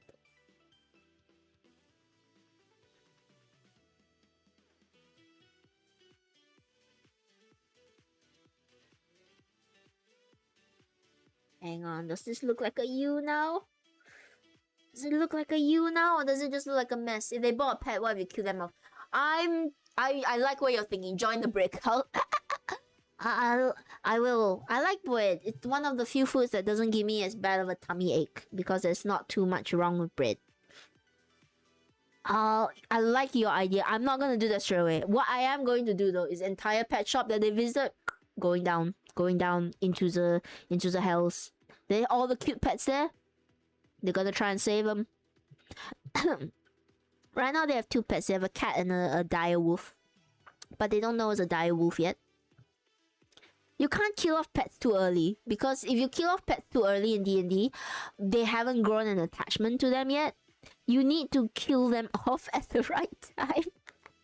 You need to wait until they love the pet, until that pet has saved them seen them through thick and thin, has saved them a couple of times, has been by their side constantly. Once they are attached, that's when you strike Cookie. It's gonna feel worse if they're like, I'm gonna buy you soon. No. And that's exactly what has happened. That's exactly what has happened. One of them is thinking about whether they want to buy one of the... I gave them very nice pets. I said that there's a mimic. There's a tiny mimic inside here. This is your chance to buy it. They went off and they said like, oh, you know what? I'm gonna think about it. Let me think about it and then I'll go and buy it. They made a mistake. They made a mistake. They were really... it was very expensive. It was like 75 gold for a chess mimic and 50 gold for a book mimic. I really wanted them to get the mimic. I thought it could have been fun. But you know what? They make the bid. Does this look like Lulu? Does this look like Lulu? It kind of does if you squint. Looks a little bit like Lulu. Maybe if I add a little bit of a little tail on the U at the side, it will look a little bit more like Lulu. It's a bit hard to tell. It's very small. Ah. Yeah, kind of. You can kind of get Lulu from it. It's just incredibly tiny. I should have made it a bit lower, but that's fine. It's fine. The band will go on top. Then we're gonna do the flowers at the side. You gotta be a little bit mean as a DM. Okay, one of the hardest things to do as a DM is... Okay, two of the hardest things. First is to kill your darlings. Sometimes you gotta kill ideas off because they don't work out. The other one is to give and take for the players. Because it's very easy. Let them keep what they love and take it away when they need it most. Brett, you got the right idea. You got the right idea, Brett. Are you a GM yourself? Or is it just the nature of bread? And it's the most tasty. Nobody can have it. As a GM, it's very easy for many new GMs, and this is a good and bad thing to do, is that you're very tempted to always let your players succeed, you know? When you're a beginning GM, you don't want to kill players off too early, you want them to get into the game, so you're very afraid to give them consequences for their actions. Or you're very afraid to, you know, kill a character or put them to the ringer. It's something that goes away with time, as you get more and more used to being a GM. It also makes you realize that the more stakes there are, the more that is at stake, the more that can be taken away from them at any moment. Is the reason why most people will care about their characters. I'm very new to D&D, but I always love a good story. Oh, welcome to D&D! What got you into it? Was it Baldur's Gate 3? Because we were talking about Baldur's Gate 3 a bit earlier. Yeah, tell me if you guys, do you play D&D? What do you guys, how do you guys get into D&D? If you have, and if you have not, what is stopping you? What is making you not get into D&D yet? Okay, let's do the flowers down at the bottom now. The flower and no, that's another flower. It's just a smaller flower. All right, let me get the right threads for it. So let me put these two away. Let me put these colors away. Let me find a nice bright yellow. It's a very pastel yellow, which I luckily do have. I do have this pastel yellow. And a very lovely pink, which is actually the same pink we were using, I think. So it's a very light pink. It's a bit pastel-y, but it's also a bit darker. I think yeah, we'll reuse the pink that we had. I got into it because a friend group of mine was like, I like D&D, we should do one sometime. I was like, yo, D&D, I want to try. Then I got very immersed in the character. It was so fun. It'd be fun to do again. Please do it again. Please. I love people getting into D&D. I always say if you can't afford it, consider paying for a professional TM. It's like advertising myself. But no, if you can't find people in your group who want to DM, unfortunately they said the friend group cancelled D&D in one session. We never did it again. Oh no, I'm so sorry. Yeah, if you have trouble finding a DM, consider paying for one. I know it feels weird, right, to pay for a DM when it's like a friend thing, but I was in the same boat quite a while ago, where I just couldn't find enough people to play D&D with. Everyone's busy, they don't have the time, and it's weird to go and play with strangers. But I really wanted to play D&D so badly, so I thought one day, okay, I'm gonna pay for a DM. We're gonna go for a public group, and I'm just gonna see what happens. And I honestly think it was the best decision I ever made, because I got to know the people at the table. The DM is amazing. He's fantastic. He's still my DM to this day, and I have never looked back. And I think it's okay to pay for someone to be a storyteller, because they're giving you a service, right? And you can do it with your friends, or you can do it with new people if you want to get to know new people. eventually those people will come to be somewhat of your, you know, your D&D buddies. They don't necessarily need to be your friends forever, but they are very fun people you can hang out with and play D&D with. And when you pay for D&D, you get a different caliber of player, I'll be honest. By that I mean because people are paying, they're invested. So they'll show up, they'll come for the sessions unless they have an emergency, and they will, you know, they'll play it, they'll take the game seriously. Because that they've taken it seriously enough to want to invest into it and play it. So yeah, if you can afford it, don't be afraid to join a public group. If you've role, D&D is there for you. I also started off like role playing, like you know, little stories that people will write on forums and such. But if yeah, D&D, perfect place to role play. Get into story heavy D&D. Are you into fantasy? Are you more into you know, political intrigue? Because D&D is so vast and open, right? You could find nearly any genre available here. Do you like horror? Some people like being scared. Some people high fantasy. So yeah, nighttime. Hi Kazaki. Hello, welcome to the stream. Where did you see me in the night? I promise. I wasn't outside your window. I wasn't outside your window staring in. That was somebody else. That was a different VTuber. It wasn't me, I swear. I love fantasy, I love horror. I'm a horror artist myself. That's amazing!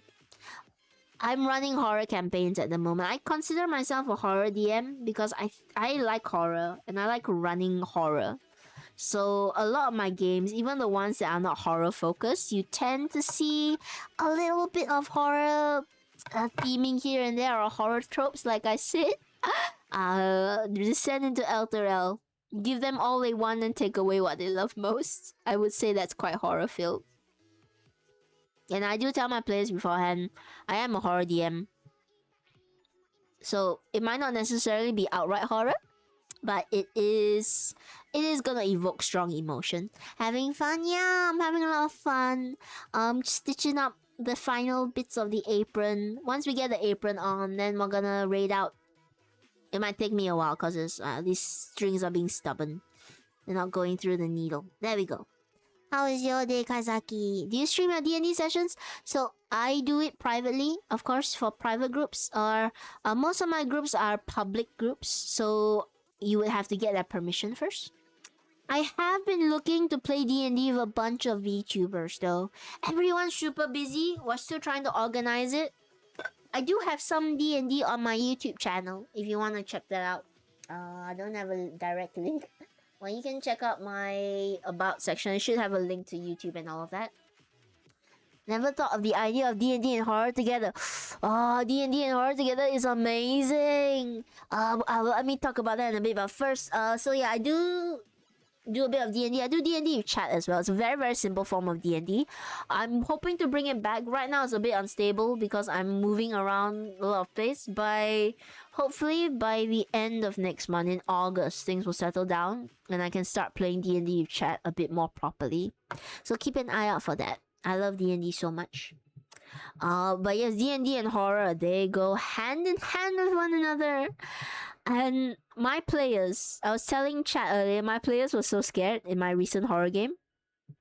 How many petals is that? 5. 1, 2, 3, 4, 5. Yeah. My recent horror game was so good. They were so afraid. and it was to the point where I had to just check in with them, like, yeah, you guys okay? You guys okay this level of fear? And they're like, yeah, we're here for the horror. This is great. Which is very, very gratifying to hear. But it's easy to scare people in D&D if they are willing to be scared and if you know how. Because remember, if somebody comes in and they just don't want to be immersed in the game, they don't want to believe in the game, you're never going to scare them. You're never going to make them cry. You're never going to get them to care about story. One of the guidelines of D&D that I always follow is that you have to be open to it, you know? It's a game. You got to be open to having fun. If you come there and you already decide you don't want to have fun, then no matter what your DM does, no matter what anybody does, you're not gonna have fun. So, it get heavily immersed. That's good! Always make sure a DM does have safety guidelines, of course, especially if you're getting someone professional or if you are in your friend group. It's always important to have some safety guidelines in place just in case. The one I always follow is that if at any point you feel uncomfortable with the game, stop the game. Call out, tell me as a DM like, hey, 10A, not happy with this. This was touching, this is triggering, this is making me feel bad. Then stop the game, you know, change it. Doesn't have to be a big deal. Most of the time you're adults. I value safety a lot, especially because, like I said, I'm a horror GM. So sometimes it gets a bit dark, it gets a bit heavy. It's not always jump scares, sometimes it's deep psychological horror or making you feel like on edge the whole day. Which is why I take safety very, very... this kind of looks like a flower. kind of. I'm kind of happy with how abstract it looks down there. I'm actually okay with how weird it looks. Yes, always make sure your players are comfortable, okay? Player comfort, most important. You're here to have fun, you're not here to feel uncomfortable. If things get too dark, things get too heavy, make sure you let your game master know, make sure that they are able to change the subject. Me saying, hey, this is triggering, keep it up. If that's the case, that's on you. As always. Remember your boundaries. But you know, some people like being scared. Like my players, they love being scared and tortured. I've had players... I feel bad for these players because nearly every game there's something going on that makes them feel like, oh, I wish we had made different decisions. I feel really bad that this NPC died. I feel really bad that my character did this. But they have fun. I always check in to make sure that they are comfortable. I'm a grown-up. I say eating children's cereal. Hey, being a grown-up is being able to eat kids' cereal without fear of judgment. I get you. You are exercising your grown-up rights. And you know what? Kids' cereal tastes better than most grown-up cereal. I say that, but I kind of prefer cornflakes actually. I like cornflakes because they don't give me that many tummy issues. I have a very sensitive stomach, unfortunately. So sometimes it cannot handle the sugary kid cereal. Also, it can't handle milk, which is another sad thing. I miss milk. I used to be able to drink it before the lactose intolerance set in. That's on me. My pet slime ferret almost died to a boss battle. I was shook up when he suddenly turned to me pet. Oh. That's so...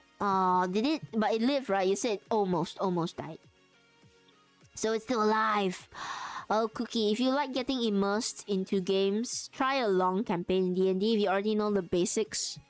You know, if you like horror, Strat is a classic, but you need to find a GM who can innovate on Strat because it does have some plot holes. Every game module has plot holes. I think it's good if every GM makes the game a little bit different from game to game. Almost, I kept healing him because he was poisoned. I see. One of the first times I played D&D, there was this slime that we were fighting in the sewers or in a sewer-like dungeon, and I tried to poison it. And then it just became a poison slime because it was a water slime and now it's a poison slime. So all of its water attacks, it was an elemental, sorry, not a slime. I'm remembering it wrong. All of its attacks got poisoned because it couldn't be poisoned. It absorbed the poison and turned it against me. I feel so bad. The one thing that I don't really like about D&D is that they make poison so weak in the game. Because I love playing a poisoner. I love doing status effects on people, which I guess you can do as a wizard. But I wanted to be a poisoner. It was a Yenti, which is a snake race. D&D, a lot of lore, by the way. Pull on that lore. Go just look up like all the gods and figure out which god you want to follow. Yeah, we survived it, but I was really sad. That was when I learned that poison sucks in D&D. Because everybody is like half the creatures are immune and half are resistant, and like maybe I don't know, 1 or 2 are somewhat weak, and that's it. That's it. Okay. Let me bring this back in. Yeah, I kind of like how abstract the little flowers are. I'm not gonna lie, they don't look great. I think I made them too tiny, trying to be like true to life. But you know what? I like it. I like how scuffed they are. I wonder if I feel like any of those D&D character papers correctly. I tried making them a few years ago. For me, I use D&D Beyond. So D&D Beyond is the official site for character sheets from Wizards of the Coast. The bad thing about D&D Beyond, please don't strike me down, Wizards of the Coast, is that you do have to pay for like the extra source books.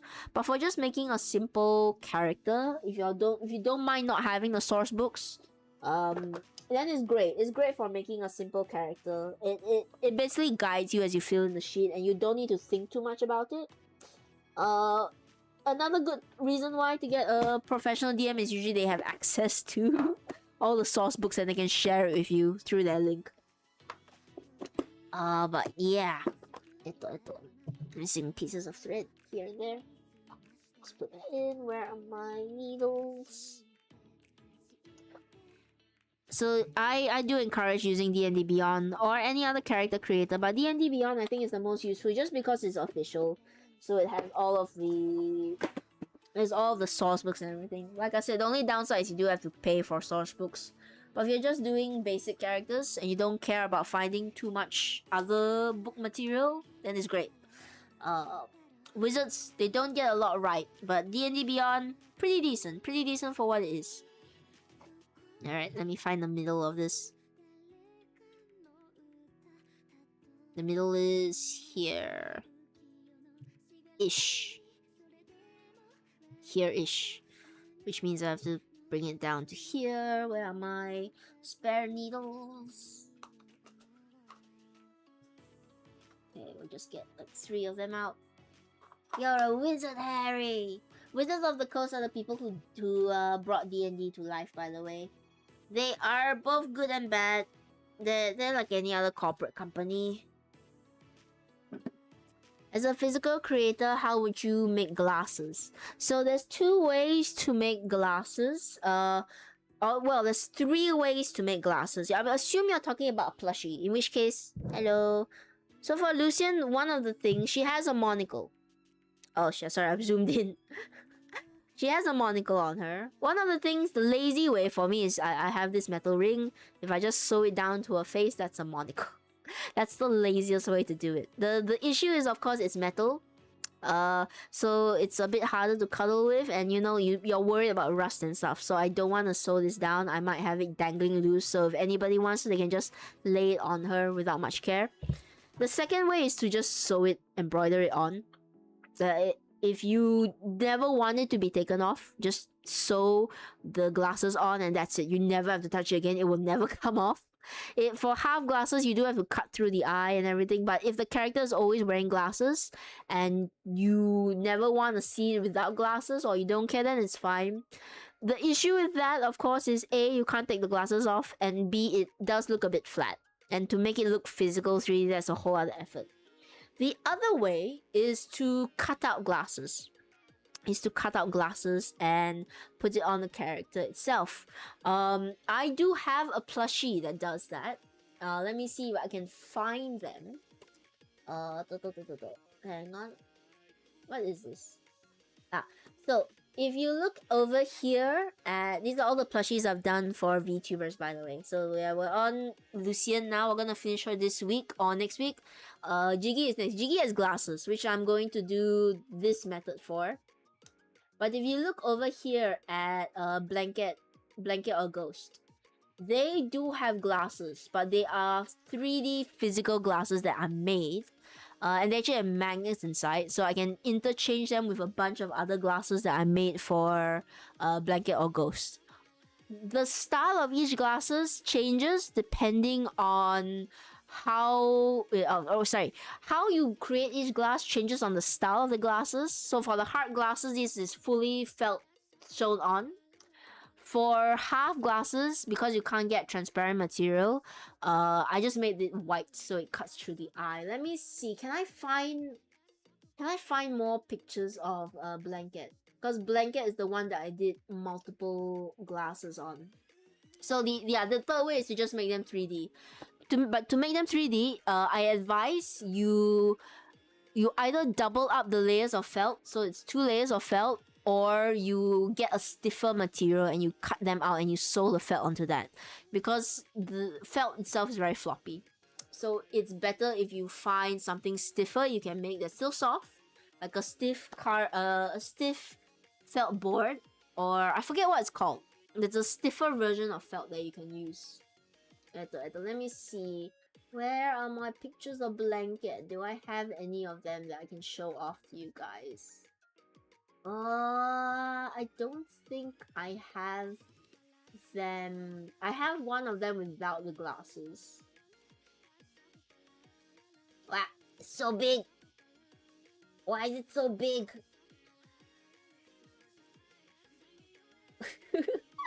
Hang on, not. It's just so incredibly big. Hang on, let me shrink blanket down. Yeah. So this is of them.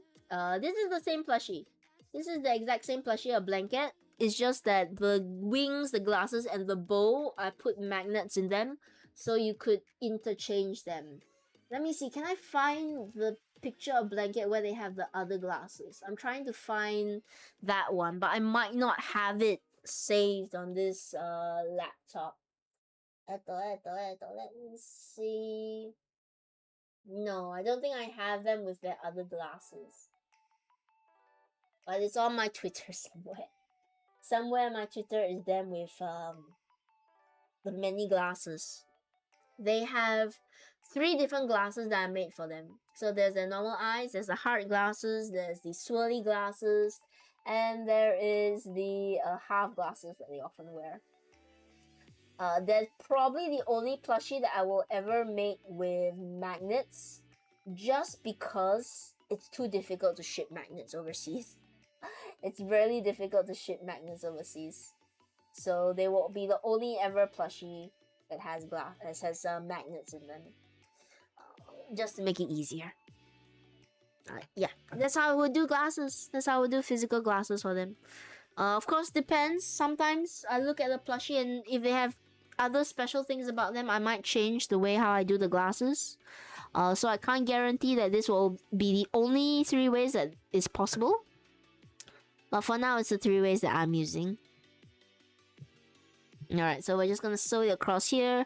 Then we're gonna fold it up, and we'll sew it down at the back as well. And that will be enough to make our little apron for Kuromiya. Where's my needles again? I'm missing them.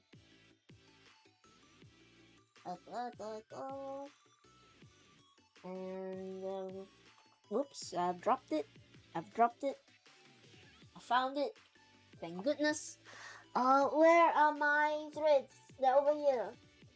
I don't have any more white threads, so I'm using this very light yellow. That's almost white. It's not full white. Under the light, it looks white, but I assure you, it's a very light yellow that I'm using. So yes, if you've got any more questions about plushies and like how to make the various parts of them, please let me know.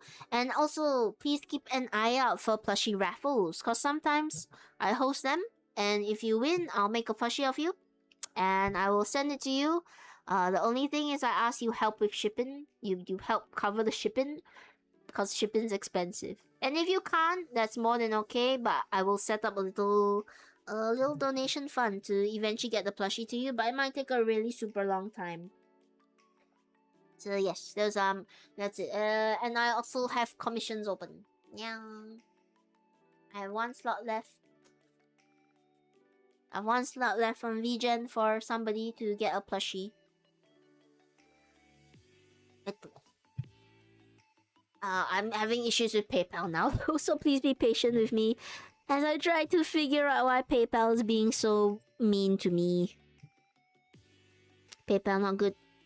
PayPal has been holding my account hostage for far too long, but hopefully it'll be resolved by the end of this month so that I can receive commissions again. I really miss having control of my PayPal.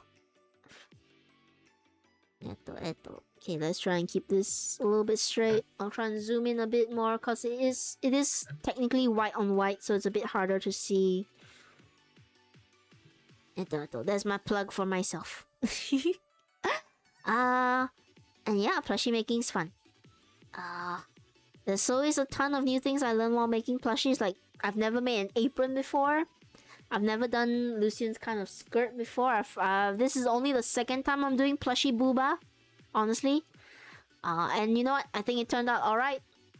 I made a paper and tried to publish a book. The website is a pain. You need to go and like rewind this whole video. Actually, no, oh, it didn't capture my PayPal rant, I think. Look up the VOD. Look up the VOD on Twitch before it goes away. You're gonna see me complaining about PayPal the whole time. Because they've been holding my account hostage, basically. And refusing to, you know, accept the documentation that I've passed to them. Because I tried to upgrade it to a business account. Because I didn't want to be doxxed. So, I don't know. I might have to make a new PayPal and then see what happens. But I'm hoping, fingers crossed. Fingers crossed. Ouch, that hurt. That they will just let my PayPal go. So that I might be free to continue accepting commissions. Because if I have to make a new one, then there's a chance it gets banned as well. Because the bank account, the numbers are all the same. I guess I just gotta wait and see. Pray for me, chat. Pray that PayPal works out for me. Yeah, okay. Finish off this edge. And yeah, like I said, I might be live again in about 9 hours time, I think. 9 hours time we might be playing Mecha Chameleon. I'll see if my PC can handle it. I'll be hanging out with some very cool people. If you have any advice on how to talk to people. Yeah, advice on how to talk to people, that would be appreciated. Because I'm really bad at talking to people. Especially in group settings. No idea what to say. Half the time, just silent. Alright. So now we can fold this up. And we can sew it down here.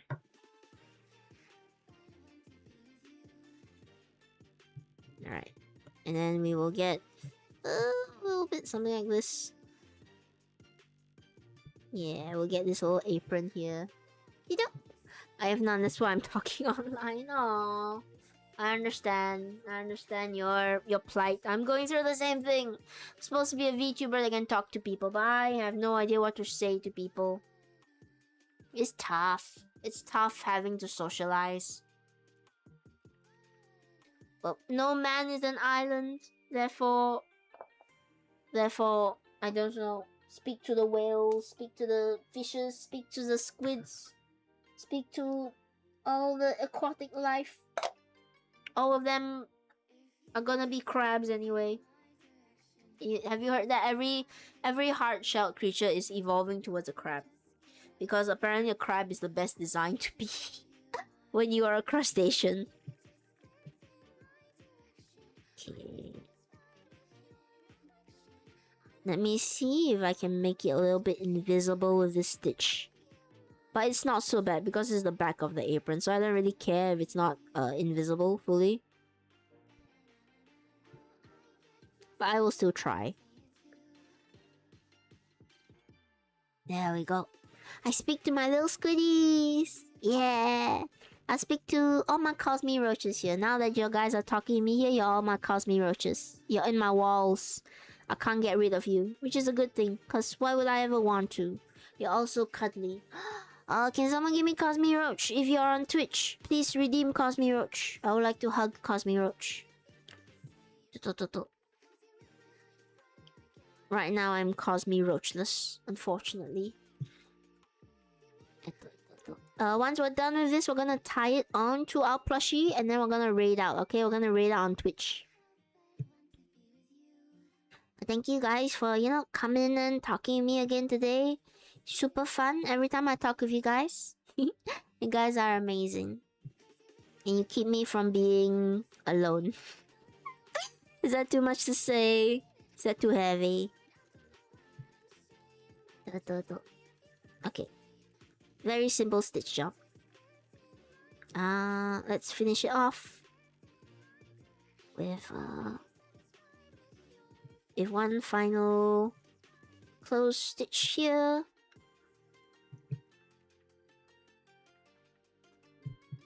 Like I said, back in, I think, how many hours is it? 8 hours. Sorry, 9 hours. Back in 9 hours, you guys, to play some games with friends. Ah, I nearly forgot. I need to end it like this. Oops. Oops. Didn't mean to do that. Hang on. I'll come back later on. We'll talk more D&D. We'll talk more arts and crafts stuff. There's gonna be some Minecraft streaming. I'll try to talk with you in the future. I would love that, Kazaki. Come and talk and hang out and just have fun with you with us. I'm so happy that you guys are spending time here. Your time is so precious, and I'm elated to be the one that takes up your time. Okay, let's try and tie this on. It's just long enough. I know it is because I measured it. But still, let me see. Okay, it's still a little tight. The ribbon is not very long, unfortunately. But it's just enough. It's just enough to tie everything together. Alright, now adjust it. Excited about later. Can't wait, Octo. I'm going to see whether my laptop can handle it. If not, we'll just abstract it all the way. What I could do... Okay, I think it's holding. It's holding enough. It's not a very long ribbon, unfortunately. I don't have my roll of ribbons with me. So we're just gonna deal with this. Maybe I'll tuck it down here so that it holds a little bit. So you don't see it. We don't care about the back. All we care about is the front. If the front is gorgeous, who cares what's going on behind the scenes? And there we go, we have our little apron on. Like I said, still a ton of things to do. I still got her socks. I still got her shoes that we need to put on. Her jacket, of course, which I need my sewing machine for. All her beautiful hair accessories and everything. That's going to come in. But I think we've done like really well so far with what she is. Let me bring out the full picture so you can actually see what she looks like. Whoops. Oops, I've made it too small. Is there a way to just auto enlarge? I don't know. I might never find out.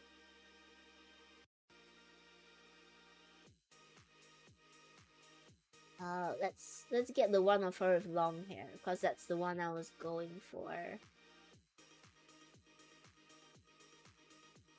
There she is. There's my Lulu. She's not mine, but she's my plushie. That's my plushie, Lulu. Okay. Yeah.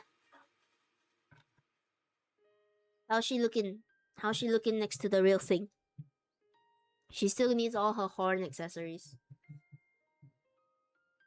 But I don't know. I like how she looks.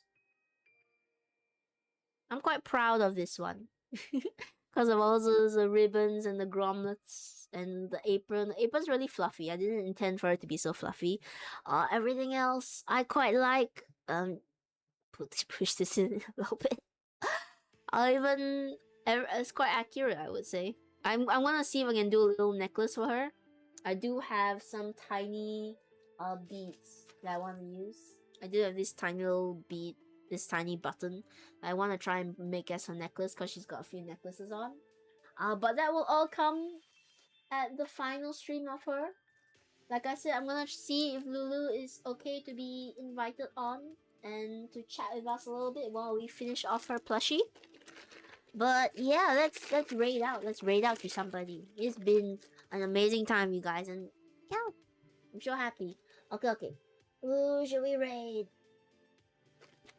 Who should we grace with all of your presences? Presents I? Whatever the plural form of presences is. Okay. Let me see. Who is online today? Lulu's online. I'm not gonna bother her today because we've been bothering her a lot. whenever we raided, and I want to send her the plushie later as a bit of a surprise. Okay. We have Kyopi, we have Leotos. Maybe we should we raid Lulu? I'm having second thoughts now. Maybe. You have seen a lot of her. So maybe we do raid into Lulu for today. And I'll send her a picture of the plushie. What's our raid message? Have a plushie filled day. This is all I can think of. I'm really bad at raid messages. Oh yeah. I'm gonna start the raid into her. Please go enjoy her stream. She, of course, is the awesome. She's doing Spooky Sunday. Oh yeah, I learned how to do react videos from Lulu as well, which was really, really good. And we'll do more react videos because they were super, super fun. Bye-bye now. Everyone take care. Drink plenty of water. And thank you so much for spending your time with Tene again. I'll see you all really soon. Bye-bye. Bye-bye, everyone.